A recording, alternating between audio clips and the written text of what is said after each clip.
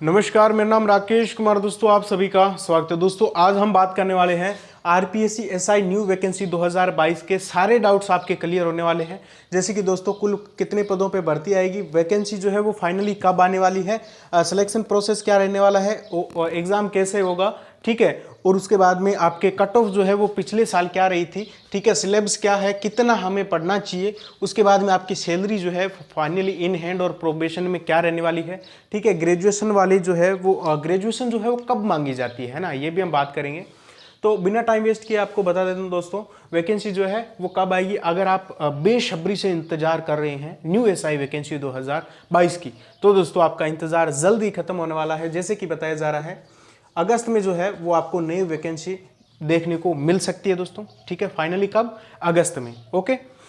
और दोस्तों अगर हम बात करें कि इस वैकेंसी का जो है वो पेपर कब होगा, तो दोस्तों आपको ये मान के चलिए 5 से 6 महीने या फिर आपको इतना टाइम ज़रूर मिलेगा कि आप एक बार पढ़ सको, है ना। बहुत ज़्यादा टाइम भी नहीं मिलने वाले हैं, ठीक है।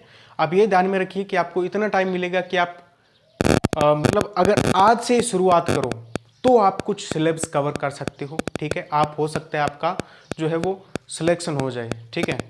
मतलब फाइनली अगर हम बात करें कि आपको कितना टाइम मिलेगा, तो दोस्तों यही 4 से 5 महीने आपको मिलेंगे, ठीक है। और इतने में आपको अच्छी तैयारी करनी पड़ेगी। अगर आज से ही अगर शुरुआत करते हो तो, ठीक है। होने को 1-2 महीने एक्स्ट्रा मिल सकते हैं, ठीक है, तो वो एक अलग बात है।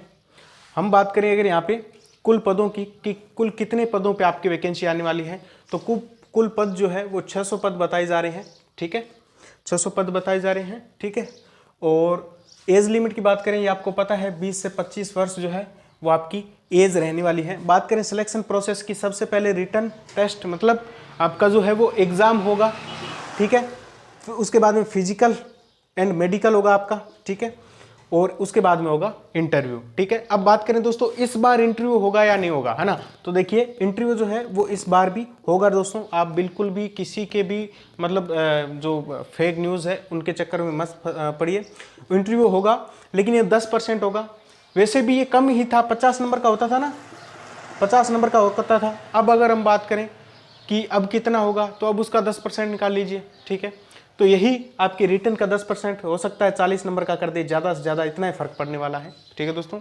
लेकिन इंटरव्यू जो है वो आपका होगा, ठीक है। अब बात करें सीईटी में ये वैकेंसी आएगी नहीं आएगी, दोस्तों इस वैकेंसी पे सीईटी लागू नहीं होगा, ओके। अब हम बात करते हैं दोस्तों सिलेबस की। आपका सिलेबस क्या रहने वाला है, सिलेबस आपको देखिए दोस्तों, इसमें सबसे बड़ी भूमिका रहती है हिंदी की, ठीक है। जनरल हिंदी की जो है वो बड़ी भूमिका इसमें रहने वाली है। देखिए 200 नंबर की सामान्य हिंदी आपसे पूछी जाएगी, ठीक है, 2 घंटे आपको टाइम मिलेगा। उसके बाद में सेकंड पेपर होगा, ये पेपर फर्स्ट है, ये पेपर सेकंड है। सेकंड पेपर में जनरल नॉलेज और जनरल साइंस के आपको क्वेश्चंस पूछे जाएंगे, ठीक है। तो उसमें दोस्तों ये 200 नंबर का होगा और इसमें 2 घंटे जो है वो आपके रहने वाला है। और इसमें दोस्तों मैथ के भी कम से कम 4-5 क्वेश्चन आ सकते हैं, आते ही हैं, ठीक है। तो ज़्यादा इसमें आपको मैथ में आपको दिमाग लगाने की इतनी ज़रूरत नहीं है, ठीक है। अब बात करते हैं दोस्तों कि आपके सैलरी के बाद में बात करेंगे। यहाँ पे बात करते हैं एग्ज़ाम जो है वो ऑफलाइन बेस्ड एग्ज़ाम होगा, ऑनलाइन नहीं होगा, ऑफलाइन एग्ज़ाम आपके रहने वाला है। अब बात करते हैं नेगेटिव मार्किंग की भी होगी या नहीं होगी, तो नेगेटिव मार्किंग 1/3 आपके रहने वाली है। मतलब 3 क्वेश्चन आपने अगर गलत कर दिए तो एक सही वाला चौपट, है ना दोस्तों, ये आपके नेगेटिव मार्किंग रहने वाली है 1/3। कट ऑफ की बात करें दोस्तों, अगर मैं बात करूं 2016 की रिटर्न की कट ऑफ, तो रिटर्न में आप देख सकते हो कि 400 में से आप ये मान के चलिए कि 50 से 55% आपके आने चाहिए। कितने, 50 से 55% आपकी रिटर्न में, ये परसेंट बता रहा हूँ। जैसे कि जनरल की रही थी 201.90, मतलब ये 400 में से रही थी उस टाइम में, ठीक है। ओबीसी की कितनी, 201.90, कोई फर्क नहीं था। एससी की 161.96 और एसटी की 164.96, ये कट ऑफ आपकी रही थी।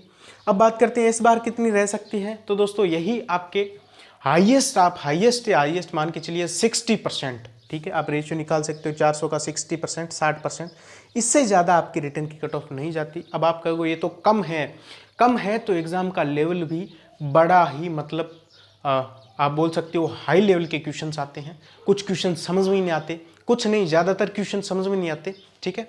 तो उसी के आधार पे मतलब इतनी आपकी कट ऑफ रहेगी। 60% हाईएस्ट है और 60% लाना भी एक बहुत बड़ी बात है, ठीक है। अब बात करते हैं सिलेबस की, हो गया। अब सैलरी की बात करते हैं बिना टाइम वेस्ट किए। तो देखिए दोस्तों, सैलरी जो है उसमें आपके लेवल 11 लगता है, ठीक है।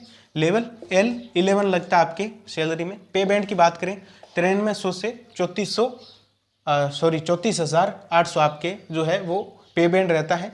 ग्रेड पे की बात करें तो 42,000 आपके ग्रेड पे रहता है, ठीक है। अब बात करते हैं प्रोबेशन में आपको कितना मिलेगा। तो दोस्तों 26,500 आपको प्रोबेशन पीरियड में, ठीक है। 2 साल में आपको कितना मिलेगा शुरुआती प्रोबेशन पीरियड में 26,500। इसमें से आपके 10% की कटौती हो जाएगी तो कितना बचेगा 23,850, ठीक है। 23-24 हज़ार रुपये आपको शुरुआती 2 साल में मिलेंगे। कोई अन्य भत्ते वगैरह आपको पता है नहीं मिलते प्रोबेशन में। उसके बाद में आपको कितने मिलेंगे, जस्ट आप मान के चलिए, मान के क्या चलना है, 49,800 के लगभग आपकी सैलरी बनती है, सारे भत्ते वगैरह जोड़ के और सारी कटौतियाँ कर करा के आपके 50,000 रुपये, कितने 50,000 इन हैंड आपके खाते में ट्रांसफ़र हो जाएंगे। ये तो बात हुई सैलरी की। अब हम बात करते हैं कि ग्रेजुएशन जो कर रहे हैं वो फॉर्म भर सकते हैं क्या, सेकेंड ईयर वाले, जो लास्ट ईयर वाले। ये भी एक बड़ा डाउट होता है वैसे, जो बच्चे अभी लास्ट ईयर में हैं या फिर अभी सेकेंड ईयर में हैं। तो मैं आपको बता दूं कि इसमें एसआई में जो है वो ग्रेजुएशन कब मांगी जाती है, जब आपका इंटरव्यू होता है, ठीक है। कब होता है इंटरव्यू होता है, उस टाइम आपके ग्रेजुएशन की डिग्री होनी चाहिए, ठीक है, जब आप इंटरव्यू देने जाओ। समझ में आई होगी, ठीक है। उसी प्रकार जो आरएस होता है, आरएस में क्या होता है कि जो मेंस पेपर होता है, एक प्री होता है एक मेंस होता है, तो उससे पहले आपके पास क्या होनी चाहिए, ग्रेजुएशन होनी चाहिए। ये डाउट आपका क्लियर हुआ होगा, ठीक है। तो आप देख लीजिए कि आने वाले मतलब 8-10 महीनों में आपकी क्या होनी चाहिए, ग्रेजुएशन होनी चाहिए। बस यही डाउट है आपका, ये आपका क्लियर होगा।